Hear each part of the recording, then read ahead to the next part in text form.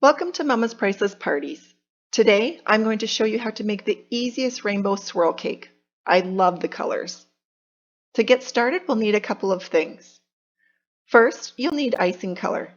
I use the wilting icing color, and today I'm going to use teal, purple, and pink. Next, you'll need some toothpicks. For my cake batter, I'm going to use the Betty Crocker Super Moist French Vanilla Cake Box. It's yummy, it takes no time at all to make, and it has the instructions right on the back of the box. Super easy to follow. Finally, you'll need some icing. I love using the Betty Crocker Creamy Deluxe French Vanilla Icing. For this cake, you'll need 2 containers. Now, let's make the cake batter. Empty the mix into your mixing bowl. Add the eggs, oil, and milk. I like to use milk instead of water. Next, we're going to mix it.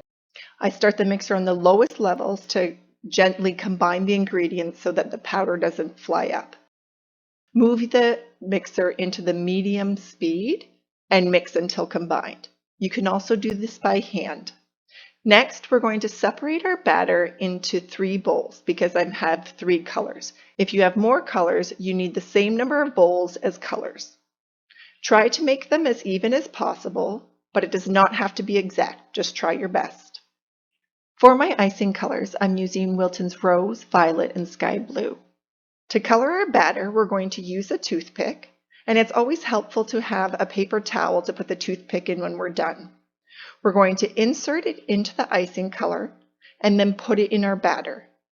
Next, we're going to mix the color until fully combined. You can also do this by hand. You will do this for all 3 colors. One thing to keep in mind is that the color lightens as the cake batter bakes, so make sure your batter is darker than what you want your cake color to be. If your batter's not dark enough, just add some more icing color and combine. You would keep doing this until you get the right color. Once you have all your batters colored, next is preparing the pans. You'll want to grease your pan very well. So using butter, I'm going to move it around the pan. Make sure to get into the edges very, very well. You'll be able to see the grease on the pan. After doing the bottom and the edges, move to the side of the pan so that everything is nicely greased and your cake will come out easily. Then do the same with your other pan. Next, we're going to get our batter. I'm going to start with the pink, and I'm just going to use my spatula to mix it up a little bit at the bottom. You can see that there was a bit of, that it wasn't fully colored at the very bottom. So I just like to do this right before I'm about to pour it.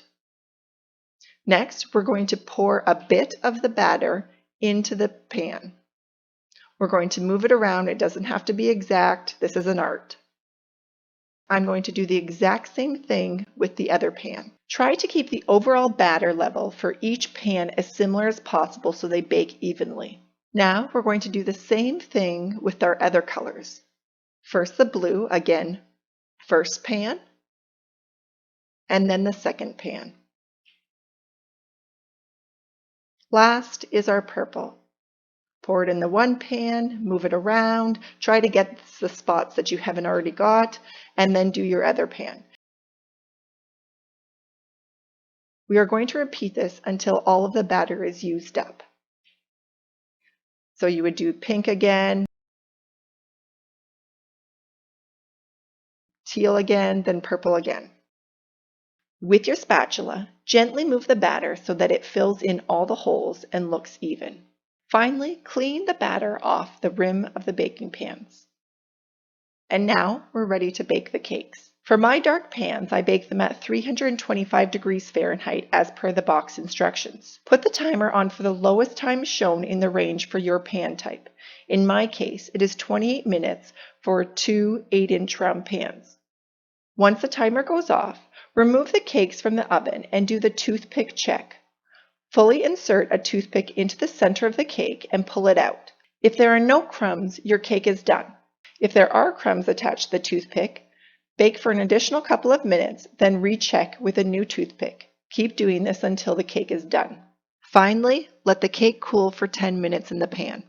Then we're going to take a cooling rack, flip it upside down, Holding our hands to the pan, we're going to flip the cooling rack right side up and remove the baking pan.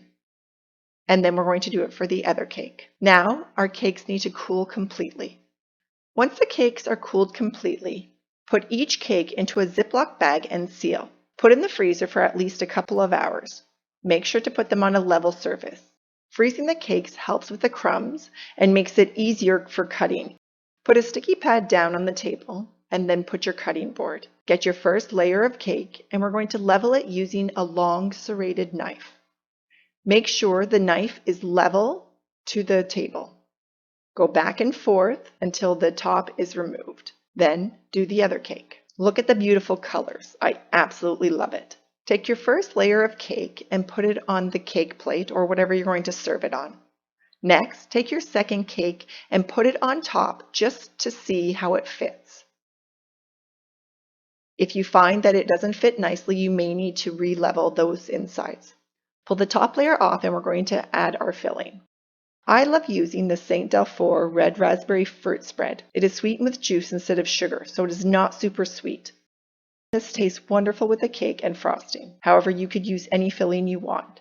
Spread a layer of the filling around the cake, making sure not to go right to the edge and not to overfill. Gently flip the second layer and put on top of the first layer. Now it's time for frosting. I love using the Betty Crocker Creamy Deluxe French Vanilla Frosting. If you want to color your frosting, click the link in the top right corner. We are going to start with a crumb coat, which is a thin layer of frosting that will lock in all the crumbs so that our final coat will be crumb-free. Using an icing spatula, spread the icing on the top of the cake. Do not press hard. It is okay if some crumbs come up when you spread the icing. If you don't have an icing spatula, you can use the top straight side of a butter knife. You will want to make sure that the serrated part does not leave marks in the icing. Gently scrape the top of the cake to remove any excess icing and put into a different bowl. You do not want to put it in the original container as crumbs will be in this icing. Wipe off your spatula to make sure no crumbs are in it before getting more icing. Get a good dollop of icing and gently glide against the cake. We're going to do this around the whole cake. Once you're finished, clean the spatula and then while holding the icing spatula against the cake side, gently scrape along the side, removing any excess icing. Spot cover any of the cake that needs icing. The whole cake should have a thin layer of icing. Gently re-scrape any parts of the cake needed. Finally, gently pull in the edges of the frosting. Remember, the cake will not look very pretty at this point, but not to worry, this is just the crumb coat. Put the cake in the freezer for 20 minutes or until it feels like the crumb coat is dry. Once the crumb coat is dry, we're going to do our final coat of icing. Spread the icing over the top of the cake. Always make sure there is new icing under your icing spatula while spreading. You do not want to pull up the crumb coat. Be generous with your icing as you can always scrape some off. Once the top is done, we're going to move to the sides. Get a good dollop of icing and go against the side of the cake as you gently glide against the cake. Do this around the whole cake. Remember to be generous with the icing here. Now we're going to clean the spatula, and then while holding the icing spatula vertically against the cake side, gently scrape along the side, removing any excess icing.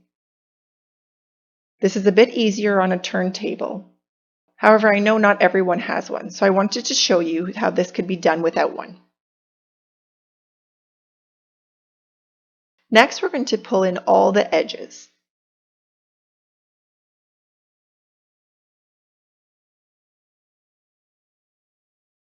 Finally, smooth out the top as best as you can.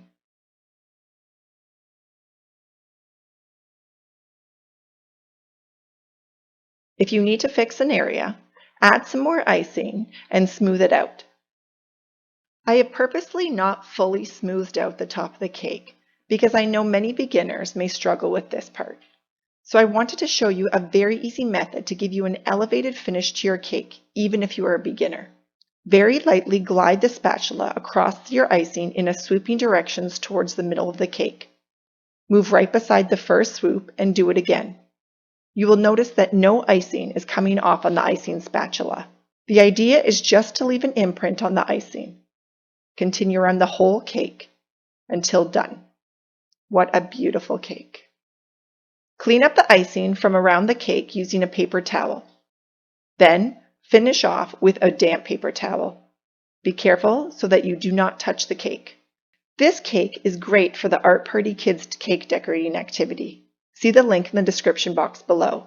The best part is when you cut the first slice and you see the surprise marble cake. Absolutely priceless.